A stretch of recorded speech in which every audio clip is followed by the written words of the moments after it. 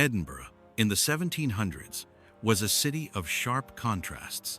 It was crowded, dirty, noisy, and often dangerous. At the same time, it was one of the most important centers of learning in Europe.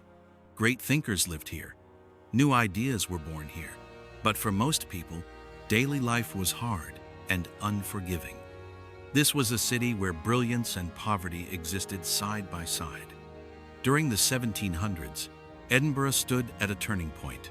It was moving from a medieval past into a modern future. Old traditions clashed with new thinking. The city's narrow streets struggled to contain a growing population, while its thinkers helped shape the modern world. Using maps, buildings, personal accounts, and historical records, we can walk through Edinburgh as it existed in the 18th century and see how people really lived.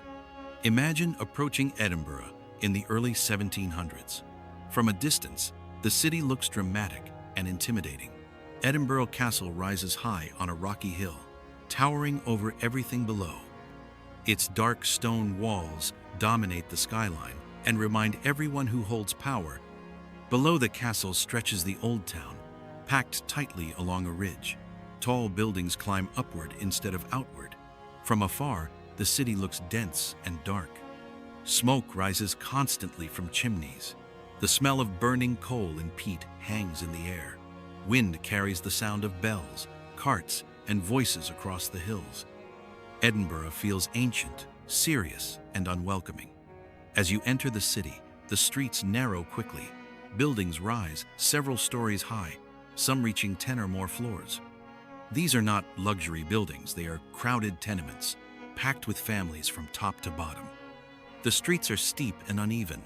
Mud, waste, and animal droppings collect along the ground. Rain turns everything slippery. There is no proper sewage system. Waste is often thrown from windows. People shout "Gardez-le" before dumping chamber pots into the streets below. The smell is overwhelming. Edinburgh in the 1700s is not a clean city. It is loud, crowded, and harsh. The Royal Mile is the main street of Edinburgh's Old Town. It stretches from Edinburgh Castle down to the Palace of Holyrood House. This is the heart of the city. The Royal Mile is always busy. Merchants sell food, cloth, and tools. Taverns are packed with customers drinking ale and whiskey. Beggars sit near doorways. Children run through crowds. Carts struggle to move through people. Horses kick and snort. Arguments break out over prices and space. Every class of society passes through this street, from nobles and officials to laborers and thieves. Homes and living conditions. Most people in Edinburgh live in tall tenement buildings. These buildings are cramped and overcrowded. The wealthy live on the lower floors, where it is easier to access and slightly cleaner. The poor live higher up, climbing long staircases every day. The higher you live, the worse conditions become. Rooms are small. Families share limited space. Several people may sleep in one bed. Privacy is almost non-existent. Fire is a constant danger. Candles and open flames light homes. One spark can destroy an entire building. Disease spreads easily. Clean water is limited. Medical knowledge is poor. Life expectancy is low, especially for children. Most people in Edinburgh work long hours just to survive. Tradesmen, laborers, servants, and apprentices fill the city. Men work as craftsmen, porters, printers, tailors, and builders. Women work as servants, washerwomen, sellers, and caretakers. Children often work from a young age. Work is hard and pay is low. Many people live day to day. Markets are essential. Food must be bought daily because storage is limited. Bread, oats, and simple meals make up most diets. Meat is expensive and rare for the poor. Markets fill open spaces and streets. Vendors shout prices. Buyers argue. Fish, vegetables, bread, and meat are sold quickly. Edinburgh is not a major trade port like London, but it is still connected to wider markets. Goods arrive from nearby farms and from abroad through ports like Leith. Leith, Edinburgh's port, plays a key role. Ships bring in food, coal, and goods from Europe. Without Leith, Edinburgh would struggle to survive. Taverns are everywhere in Edinburgh. They serve as places to drink, talk, argue, and escape hard lives. People gather to share news and gossip. Politics are discussed openly, sometimes dangerously. Songs are sung. Fights break out. Alcohol is a major part of daily life. Whiskey is cheap and popular. Excessive drinking is common. Taverns are also places where ideas spread. Religion plays a powerful role in Edinburgh. The Church of Scotland has strong influence over daily life. Church attendance is expected. Moral behavior is closely watched. Punishment for breaking social rules can be harsh and public. Sermons are long and strict. Fear of sin shapes behavior. Religion offers structure, but also control. Law, crime, and punishment. Crime is common in Edinburgh. Poverty drives theft and violence. Pickpocketing, robbery, and scams happen daily. Law enforcement is limited. Punishments are public and severe. Hangings draw large crowds. Public shaming is used to control behavior. Justice is not equal. The poor suffer harsher penalties than the wealthy.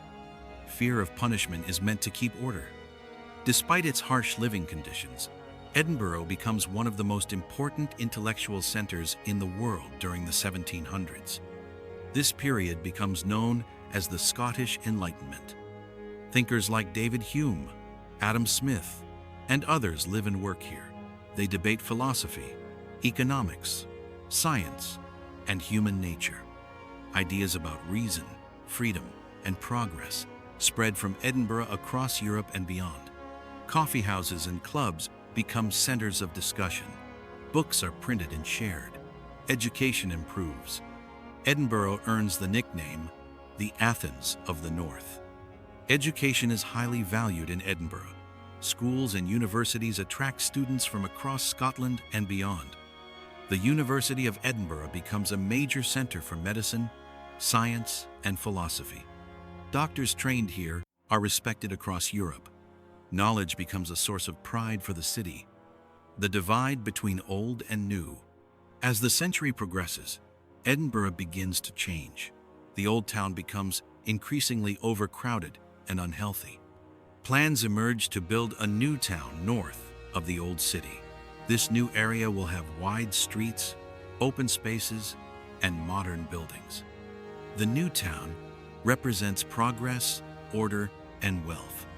The old town represents tradition, struggle, and survival. The divide between rich and poor becomes physical. Women in Edinburgh play vital roles in family and economy. They manage households, raise children, and often work to support families. Some women run businesses, inns, or shops. Others work as servants or laborers. Life is hard, and options are limited, but women are central to survival. Edinburgh in the 1700s is loud. Bells ring constantly. Carts roll over stone. Vendors shout. Animals cry. The city never fully rests. At night, darkness takes over. Street lighting is poor. Crime increases. People stay close to home. The city feels dangerous after sunset. Life in 1700s Edinburgh is not easy. Poverty, disease, and overcrowding shape daily existence. Yet hope exists. Education spreads. Ideas grow. The city begins to modernize. People believe in improvement even when daily life feels grim. Why 1700s Edinburgh matters? Edinburgh, in the 1700s, is a city of contradiction. It is dirty, crowded, and dangerous. It is also brilliant, creative, and influential. From these narrow streets and overcrowded buildings come ideas that shape the modern world. Walking through Edinburgh at this time means seeing struggle and genius side by side. It is a city pushing forward while dragging its past behind it. Edinburgh in the 1700s is not just a place. It is a turning point. So tell us, what forgotten place or moment in history would you like to explore next? Your choice could shape our next journey into the past. Thanks for watching, and we'll see you again soon.